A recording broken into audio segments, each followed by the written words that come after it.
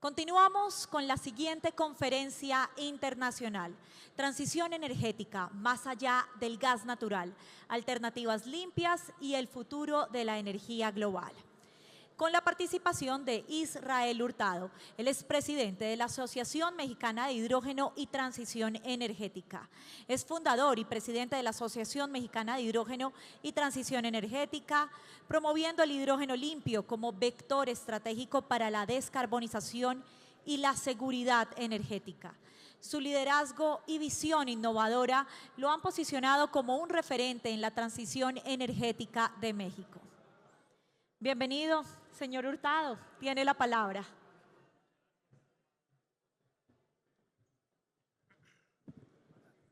Gracias. Muchas gracias por la presentación, muy amable. Y muchas gracias por la invitación también a la Cámara, a la Bolsa Mercantil y a CNO, y bueno, y a todos los organizadores y patrocinadores que hicieron posible este evento. Bueno, pues yo voy a hablar de transición energética. Creo que de hecho esta parte vamos a abrir el día de hoy en esta tarde. Muy importante, pues, como ustedes saben, en los esfuerzos de la lucha contra el cambio climático, todo lo que se está haciendo a nivel global para descarbonizar y para impulsar las diferentes tecnologías sostenibles en esta materia, ¿no? Transición energética. Aquí traigo una breve presentación, rápidamente, digamos, poner el contexto de lo que estamos hablando el día de hoy. El sector energético es responsable de al menos 3/4 partes de las emisiones de gases de efecto invernadero en la actualidad, y es clave para evitar los peores efectos del cambio climático, ¿no? Entonces, de ahí ya partimos con una premisa, que es que tenemos que descarbonizar, desde luego en la medida de lo posible, con las tecnologías que tenemos a nuestro alcance, el sector energético. Y justamente la reunión de hoy me da mucho gusto porque aborda temas cruciales como es el gas natural. México, alrededor del 70% de la electricidad que se genera en México es con gas natural. Imagínense nada más la matriz, ¿no? Cerca del 70%, y de ese 70%, el 70% es importado. O sea, la mayoría del gas natural que utilizamos en México lo importamos. Tenemos muy poca capacidad de almacenamiento, o no tenemos prácticamente capacidad de almacenamiento, y tenemos entonces una dependencia del gas natural, principalmente, bueno, Estados Unidos y otros países, ¿no? Pero justamente me da mucho gusto que se pueda unir estas dos partes, gas natural y transición energética, porque van de la mano. Yo creo que van de la mano. Y entonces, bueno, pues hablamos del tema del famoso net zero o cero neto, algo que algunos ven como una meta, un objetivo complicado, difícil de llegar, pero bueno, siempre hablamos del famoso net zero o cero neto. Y esto nos trae a la Agenda 2030, que seguramente ustedes ya lo conocen muy bien, los Objetivos de Desarrollo Sostenible. Son 17 objetivos globales interconectados, diseñados para hacer un plan para lograr un futuro mejor y más sostenible. Y cada objetivo tiene metas específicas que deben alcanzarse en los próximos 15 años, bueno, ahora ya un poco menos. En total son 169 metas, ¿no? Estos son los famosos Objetivos de Desarrollo Sostenible y la Agenda 2030, que es el paraguas, digamos, de todos estos esfuerzos que se están haciendo, puestos aquí en objetivos y en metas específicas. Pero aquí es algo interesante porque de aquí a 2030 debemos garantizar el acceso universal a servicios energéticos asequibles, fiables y modernos, y con una proporción de la energía renovable en el consumo final total de energía, ¿no? O sea, eso ya está establecido. Tenemos que incrementar la matriz de energía renovable, la participación, y tenemos que tener acceso universal a estos servicios energéticos con estas características. Tenemos que modernizar la infraestructura y reconvertir las industrias para hacerlas más sostenibles. Tenemos que utilizar los recursos con mayor eficacia y tenemos que promover la adopción de tecnologías y procesos industriales limpios. Esto pues, se le conoce como tecnologías sostenibles, ¿no? Que son una serie y un conjunto de tecnologías. Y todos estos esfuerzos están alineados recientemente, digamos, bajo el famoso Acuerdo de París, ¿no? Que es, digamos, uno de los últimos esfuerzos también para discutir y combatir y proponer soluciones bajo el paraguas de la transición energética en la lucha contra el cambio climático. Ustedes saben que cada año se realizan las conferencias de las partes, que es donde participa la ONU y el panel intergubernamental de cambio climático de la ONU, el IPCC. De hecho, este año es en Brasil, la COP, la conferencia de las partes. Y bueno, hay compromisos, ¿no?, para reducir emisiones y colaborar juntos. Esto es lo que hacen los países en estas conferencias de las partes. Van y ofrecen compromisos, reducción en el índice nacional de emisiones o de los esfuerzos de cada país por reducir las emisiones, y ofrecen un cierto índice de reducción, unas metas, ¿no? Aunque todos sabemos que pues, algunos países no están cumpliendo del todo, o por ejemplo Estados Unidos, que pues, está fuera del protocolo de Kioto, también ha, digamos, desestimado algunos esfuerzos en esta materia, sobre todo recientemente, ¿no?, con la nueva administración. Pero bueno, finalmente la mayoría de los países están de acuerdo o trabajando en conjunto bajo el Acuerdo de París para lograr esto. Y para esto pues tenemos diferentes enfoques, ¿no? O cómo bajamos todo ello a las soluciones para la descarbonización y para las empresas, ¿no? Y tenemos objetivos o soluciones basados en la ciencia y soluciones basados en la naturaleza. No voy a tener mucho en eso tampoco, pero bueno, son enfoques con los cuales las empresas, las organizaciones están abordando todos estos temas y lo están llevando ya a, digamos, a la cancha, ¿no?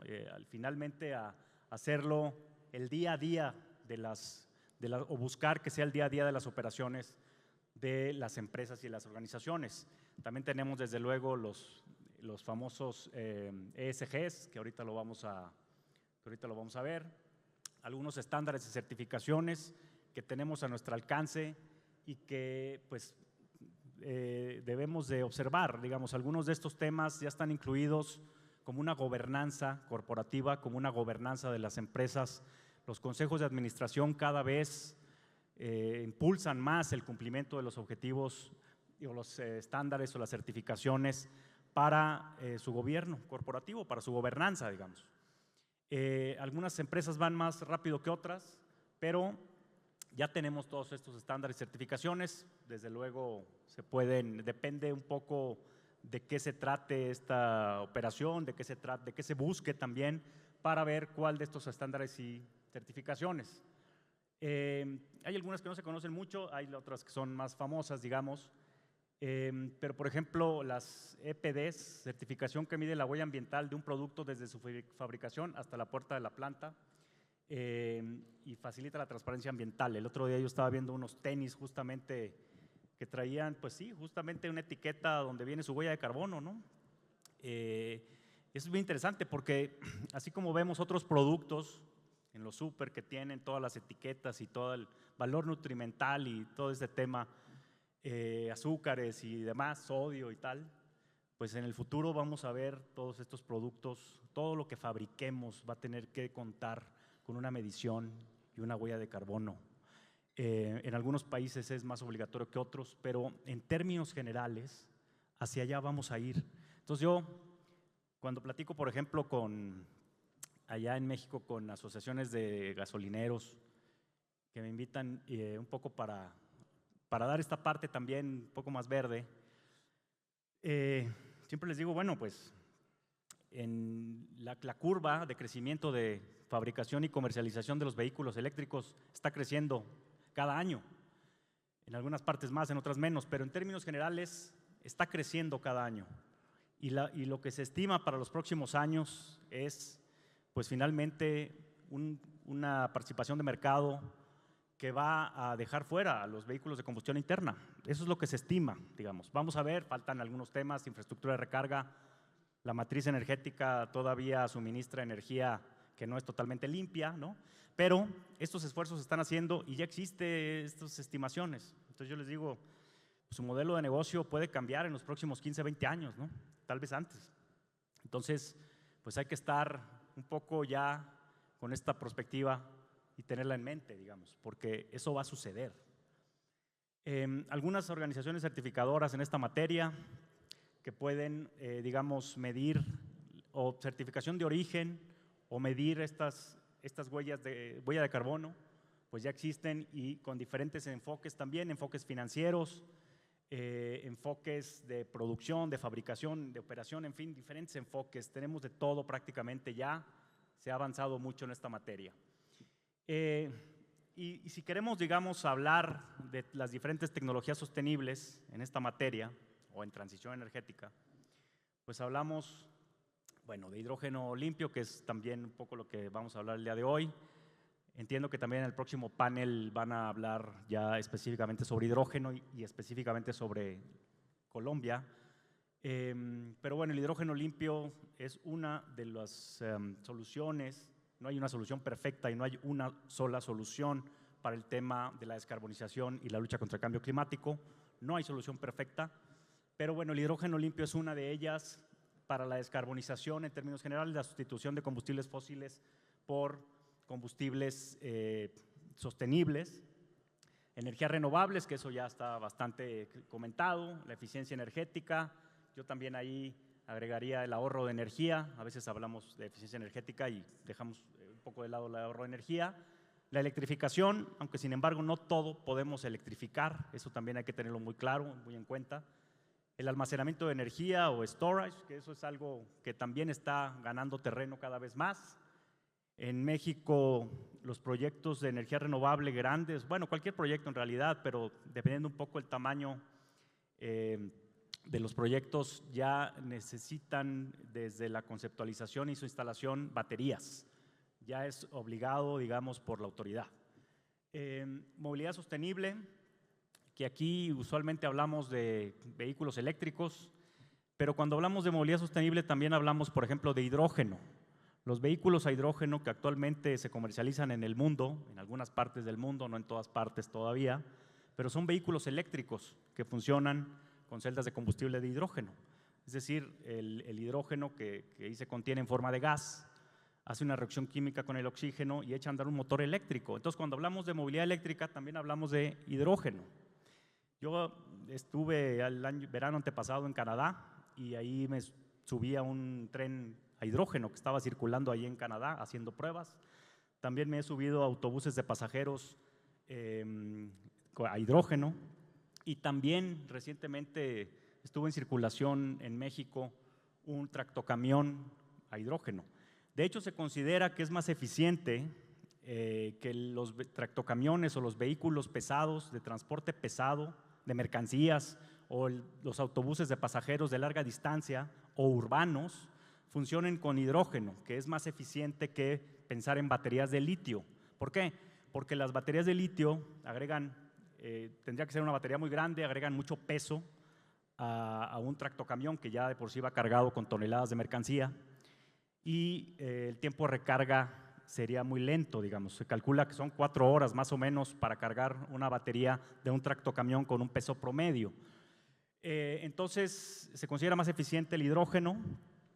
Y recientemente platiqué con la gente de Linde, que es esta empresa de gases industriales alemana, y ellos me comentaban que estaban echando a andar un proyecto piloto con Daimler, que es la empresa de tractocamiones, entiendo, hermana de Mercedes, y ellos me decían que el almacenamiento del hidrógeno era en forma líquida. Los vehículos a hidrógeno actualmente son vehículos que tienen el hidrógeno en forma de gas, ¿no? Y entonces cuando me dicen que lo tienen en forma líquida, dije, bueno, entonces es un motor de combustión interna que funciona con hidrógeno líquido. Me decían, no, es un motor eléctrico. Entonces yo decía, bueno, entonces esto ya se complica un poco porque es un motor que es eléctrico, pero tiene el hidrógeno en forma líquida. Me decían, sí, efectivamente, el hidrógeno se almacena en forma líquida, pero tiene una pequeña planta de regasificación, el camión. Entonces lo inyectan en forma líquida que para efectos de compresión y temperaturas y de diferentes beneficios, digamos, que trae inyectarlo y almacenarlo en forma líquida y lo regasifican en el camión. Imagínense nada más la tecnología, cómo va avanzando, que ese camión de Daimler ya tiene una pequeña planta de regasificación. Entonces, un poco hacia allá vamos. No se ha dicho la última palabra en términos de hidrógeno y movilidad sostenible. Se están haciendo pruebas con barcos y aviones, ¿no? Airbus está haciendo pruebas con aviones de hidrógeno y también algunas ABB, por ejemplo, está haciendo pruebas en barcos. Y bueno, pues es todo yo diría una revolución en el tema del hidrógeno en temas de transporte. Pero bueno, todo esto tiene que pasar también en temas de financiación y economía. Evidentemente, los proyectos de transición energética o las tecnologías sostenibles, hay que reconocerlo, son más caras o tienen un porcentaje de diferencial con respecto a los combustibles fósiles. Eso es un hecho, no podemos negarlo. Sin embargo, y muchos países tienen incentivos, subsidios, otorgan subsidios, incentivos, créditos para desarrollar estas tecnologías. Otros países no. Pero pues hay que considerar que necesitamos tener esta parte también, si no, no vamos a poder lograr el desarrollo de estos proyectos. Innovación tecnológica, justicia energética, hace ratito lo estábamos platicando, necesitamos tener también este concepto que a mí me gusta, que se llama transición energética justa, ¿no? No podemos tampoco obligar, digamos, o llevar a una situación a los que no pueden comprar un coche eléctrico o poner paneles solares, o en fin, por lo que esto representa el alto costo, sin considerar la situación financiera o económica que debemos tener, digamos. Entonces, pues a eso se le conoce como transición energética justa.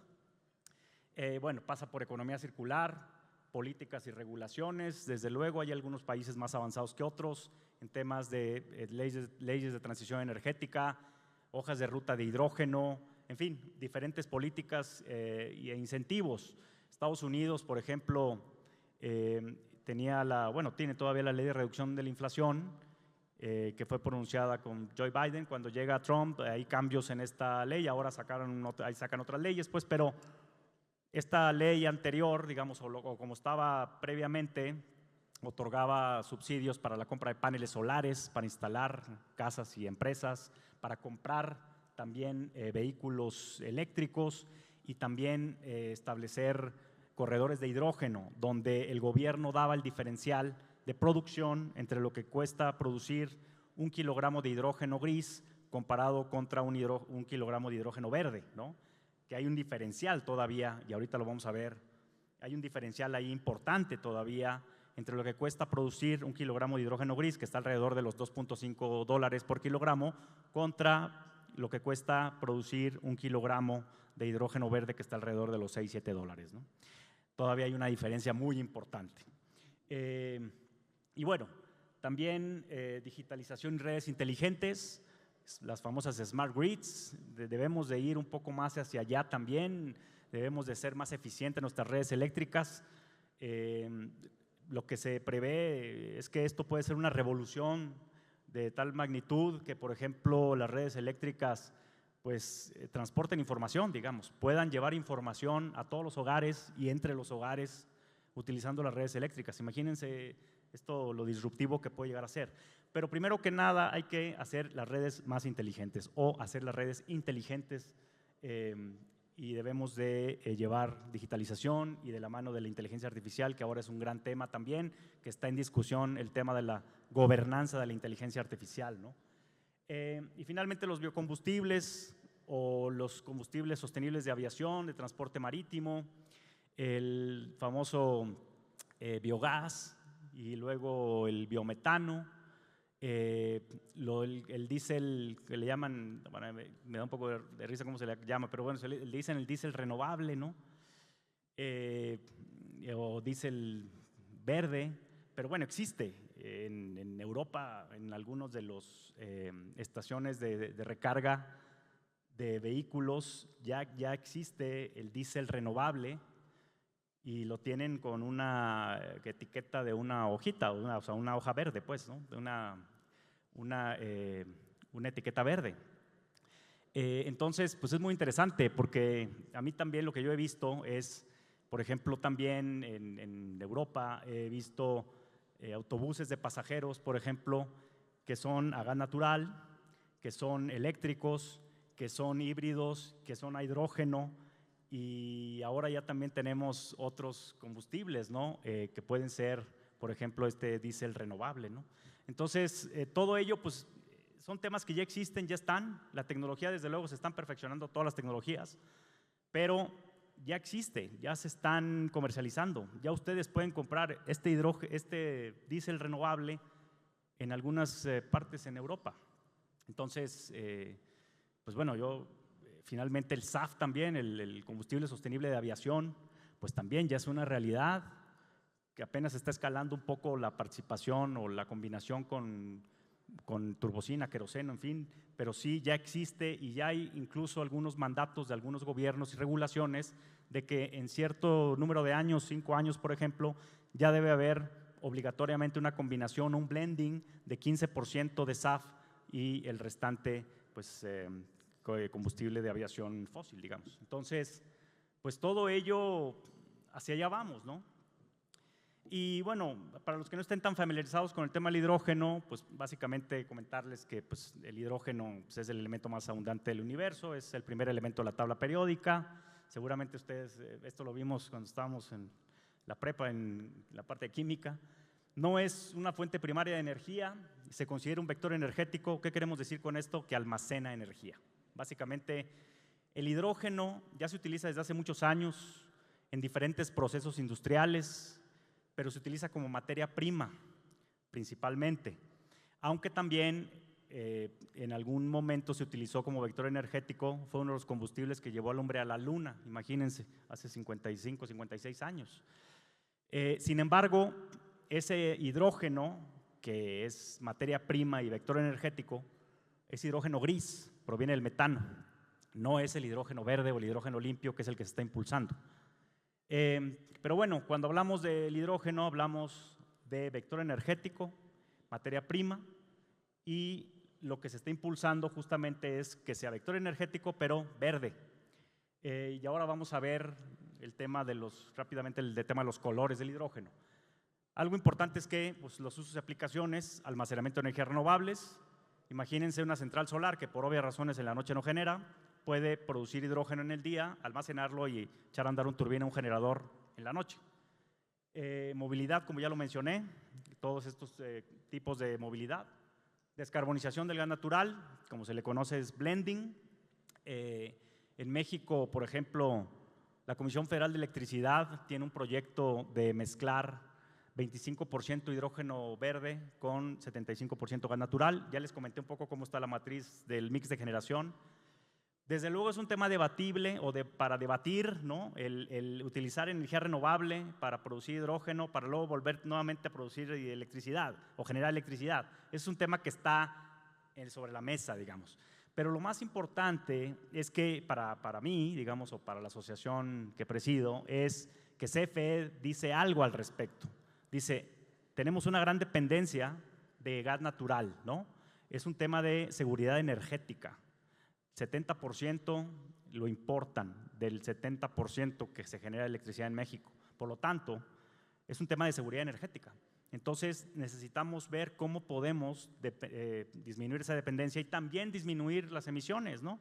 Entonces, pues, lo importante es eso.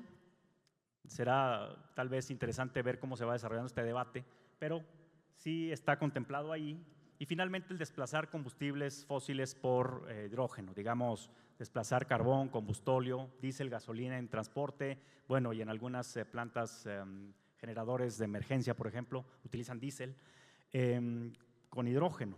Entonces, esto sí es descarbonización industrial, muchas empresas están buscando el hidrógeno justamente para ello, para desplazar combustibles fósiles que utilizan en sus procesos industriales. Por ejemplo, muchas industrias acerera, cementera, vidriera, que funcionan con hornos o que tienen hornos, que tienen procesos térmicos industriales, digamos, que utilizan gas natural, pues también están buscando utilizar hidrógeno para mezclarlo o desplazar el hidrógeno gris que utilizan como materia prima. El hidrógeno gris se utiliza en la refinación, Pemex es el mayor consumidor de hidrógeno gris de México y ellos están buscando también desplazar este hidrógeno gris por hidrógeno verde.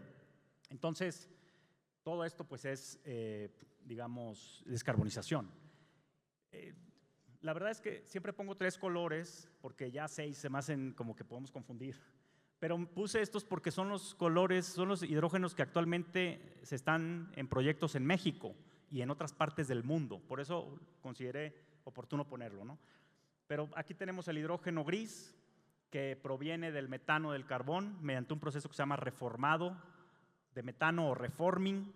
Este es el hidrógeno que se utiliza actualmente masivamente, digamos, todavía se utiliza este hidrógeno que se ha utilizado desde hace muchos años.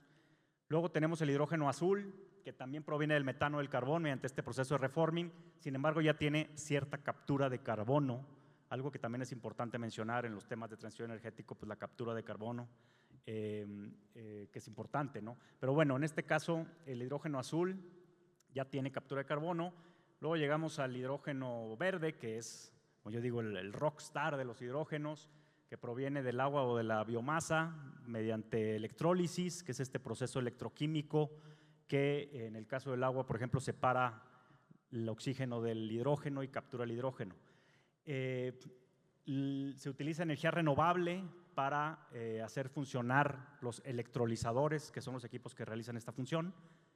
Y entonces ahí se cierra el círculo. Se utiliza energía renovable, en este caso agua, y se produce hidrógeno verde.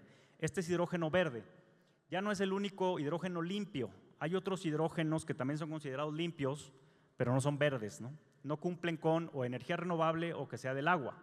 Por eso recientemente ya cada vez se utiliza menos el término hidrógeno verde para nombrarlos a todos, los limpios, sino se utiliza más bien hidrógeno limpio, clean hydrogen. ¿Por qué? Porque, por ejemplo, existe el hidrógeno blanco o oro, también se le conoce así, o orgánico, que está en el subsuelo.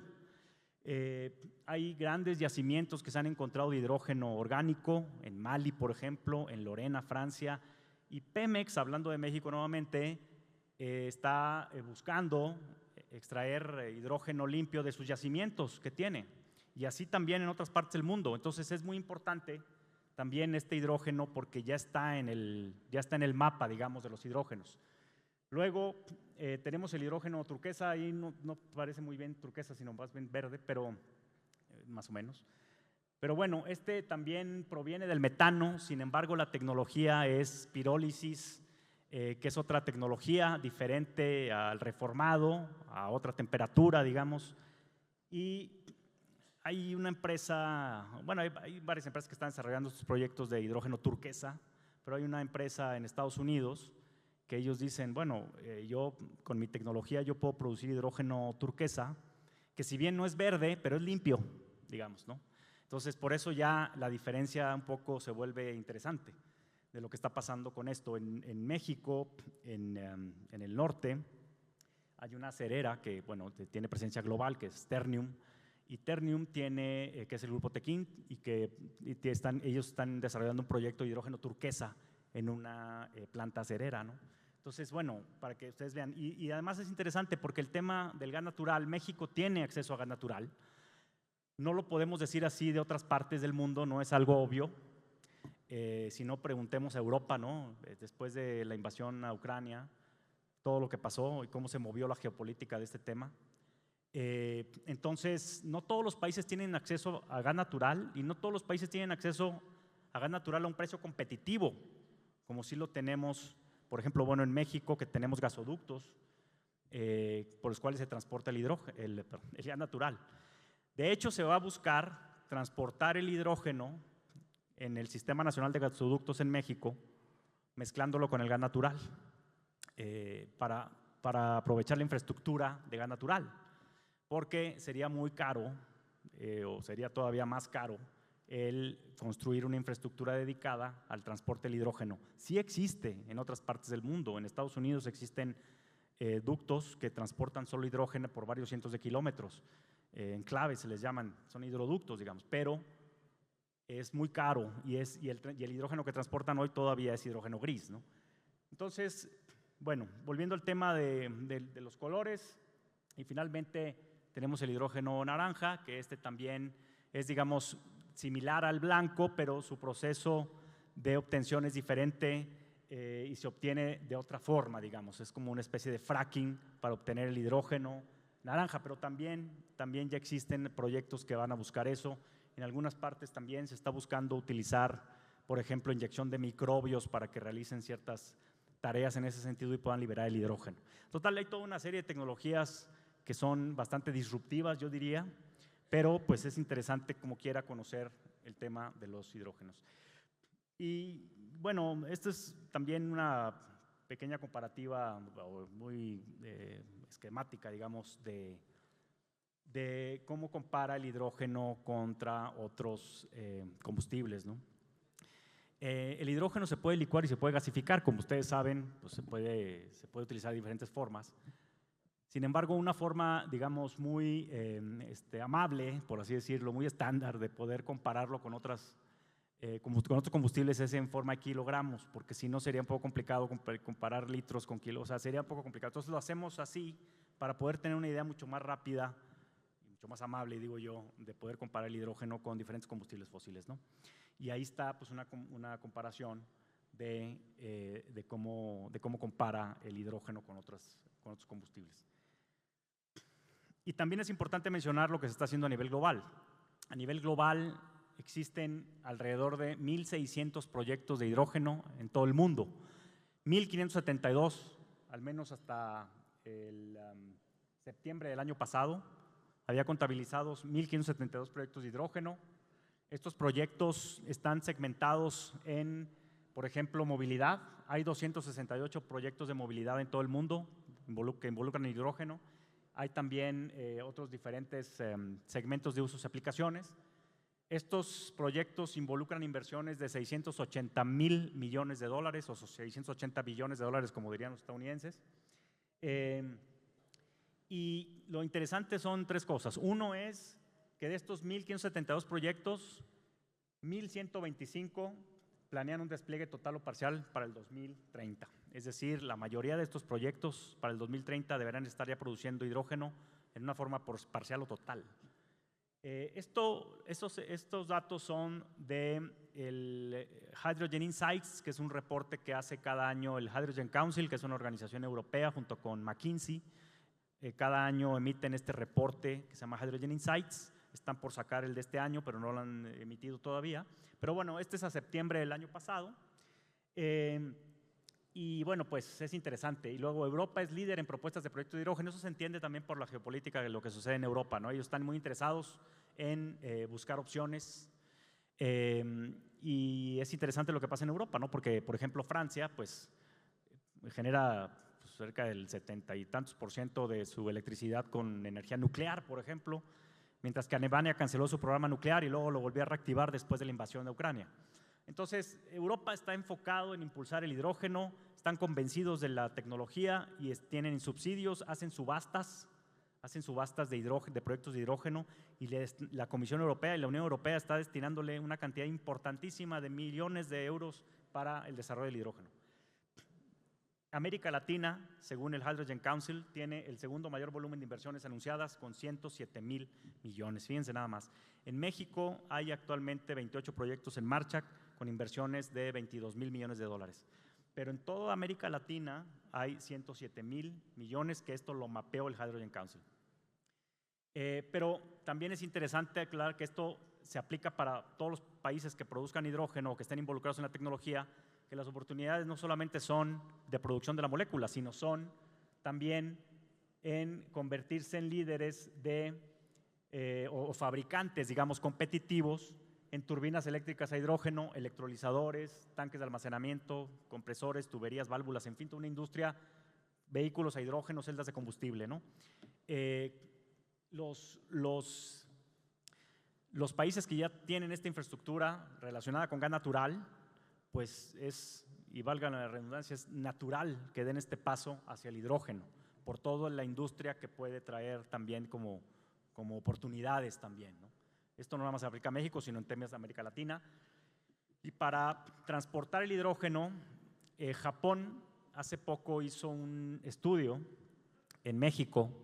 El Banco de Cooperación Internacional de Japón hizo un estudio en México donde a ellos les interesa llevarse hidrógeno de México, es decir, bueno, importar hidrógeno de México, ¿no?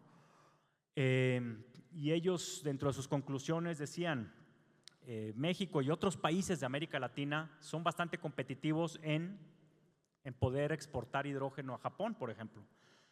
Y ahí incluso ellos mencionaban o ponen en este documento, que es un estudio que es público, los días que hay de transporte, digamos, y cómo compara con otras partes del mundo, con Australia o con Los Ángeles o Chile, Colombia, en fin, ¿no? Es interesante, pero al final América Latina es competitiva para la producción de hidrógeno, dado que tiene un potencial de energía renovable.